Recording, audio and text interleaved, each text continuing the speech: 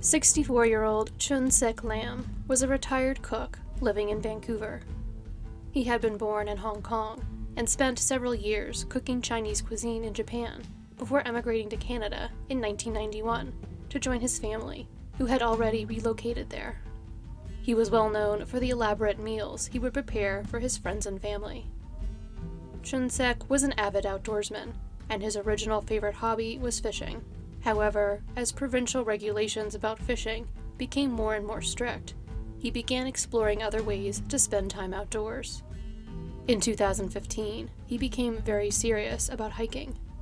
He would go on hikes 2 to 3 times a week, and was diligent in making sure his equipment was in proper working order. He became involved with the Sowers Society of Education, the Vancouver branch of Sowers Action, an educational charity based in Hong Kong. Chun-sek would often go hiking with groups of people he met through the society, often preparing food for them all to share during their excursions. One of his frequent hiking companions from the society was 43-year-old Roy Tin Hao Lee. Roy was also originally from Hong Kong, but had lived in Vancouver for several decades with his parents and 3 sisters. On Christmas Day of 2016, Roy and Chun-sek arrived at Cypress Provincial Park to go on one of their hikes at approximately 9 o'clock in the morning. That day, they required snowshoes to cover their intended path, which would take them up the Howe Sound crest. Around noon, they reached the lookout at St. Mark's summit. This was confirmed by another hiker, who was greeted by the 2 men when they arrived there. This other hiker would be the last known person to see the 2 men. At 10 o'clock that night, a park ranger discovered Roy's car still parked in the lot.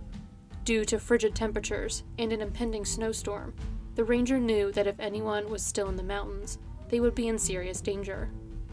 However, for these same reasons, the official search for the 2 men could not start until first thing the following morning. The weather would continue to hinder search efforts. Snowstorms created whiteout conditions, and the rescue teams endured temperatures well below freezing. Because of the conditions and the terrain, only highly skilled searchers could be used to look for the 2 men. More than 1,000 volunteer hours were spent looking for Chun-sek and Roy. Helicopters were also brought in for an aerial search. Roy and Chun-sek did have the appropriate equipment for their day-long hike, but not enough food or supplies to survive in the severe weather seen in the area in the days after they went missing. 2 days after they were last seen, hope for finding them alive was almost gone. The first day of improved weather the search teams had was 3 days after Roy and Chun-sek went missing. The search was finally suspended after 5 days. The 2 men's cell phones played an important part in trying to find them. Police pinged their phones, which placed them on the northeast side of Mount Strachan. While the phones had a signal, neither man ever called for help. This could mean that they did not get lost, but rather faced some sort of emergency that kept them from completing their hike. According to Mike Danks, the team leader for North Shore Search and Rescue, the cell phone data indicates that one of the men fell, while the other moved around trying to help him. He did not specify which man was which. It is believed that Chun-sek and Roy most likely ran into trouble on their way back from St. Mark's summit, near the north peak of Mount Strachan. Because of the snow on the ground, they may not have realized that they were near the edge of a cliff. It is also possible that they fell when a snow cornice, an artificial ledge formed by hardened snow, that they inadvertently stepped onto, collapsed. Because of a sharp drop-off, the area where they would have fallen is very difficult to search properly. The theory that the 2 men were lost on this peak was supported by new clues in the spring of 2017. A jacket, boots, and snowshoes were found in Capilano Lake. With these items was Chun-sek's cell phone. Small creeks run into this reservoir from the base of Mount Strachan. It is possible that the items were brought to Capilano Lake by flowing water as snow began to melt. Roy Lee's family filed a petition to have him declared legally dead in September of 2018. In May of 2019, Chun-sek Lam's family did the same. Neither of the men's remains has ever been found. Chun-sek's brother Mark has purchased a burial plot for him, in hopes of one day laying him to rest there.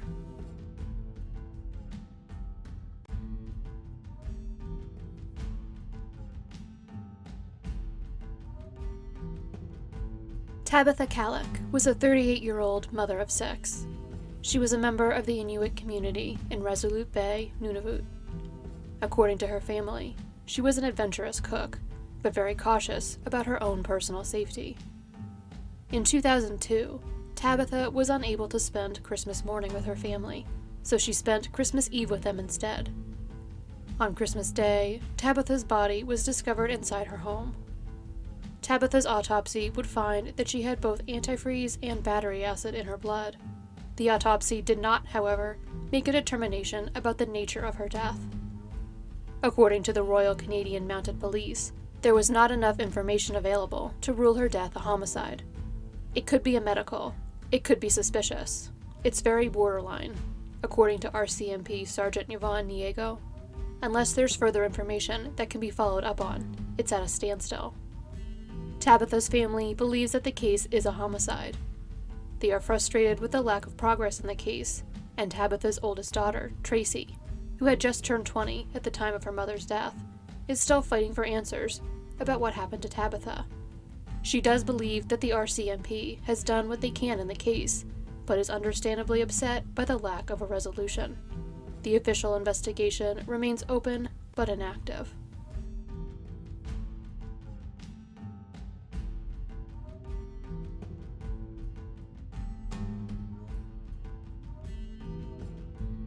Montez Jones was the oldest of 6 children and a graduate of Laney High School in Wilmington, North Carolina.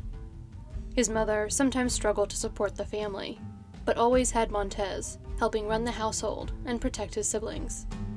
He was quick to let people know what he was thinking, and always ready to stand up for what he believed was right. In 2008, the 25-year-old was working for a tent and party rental company. He was also the doting father of 3 young children, 2 daughters and a son. While Montez was no longer with the mother of his children, Jamaica Kemp, the former couple was successfully co-parenting their children. Montez was very active in helping with the care of his children and saw them almost every day. According to his brother, Montrell, the only thing more important to Montez than his children was his relationship with God. On Christmas Day of 2008, Montez went to Jamaica's house early to help wrap presents and assemble bikes for his children. After spending the morning with them, he returned to his home in the 1300 block of Castle Street in Wilmington.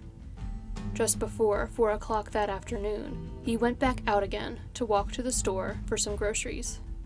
Montez was seen speaking with an African-American man in a black hoodie. Shots were fired, and the unknown man took off running. Montez had been shot several times in the back and chest. Despite his injuries, he tried to run back to his home. He collapsed on the sidewalk before he could reach it. Montez was rushed to New Hanover Regional Medical Center and taken into surgery, but passed away during the procedure. Montez was shot on a busy street in broad daylight, leading investigators to believe that there are most likely witnesses to the crime who have not yet come forward. Montrell Jones believes that the killer is most likely someone from his brother's neighborhood, which makes it difficult for him to trust the members of his local community, since any of them could be his brother's killer. More than a decade after Montez was killed, justice has still not been served in his case, and it most likely never will unless new witnesses come forward. If you have any conscience or any God in your soul, just come forward. Give my family peace, Montrell Jones asked in 2018.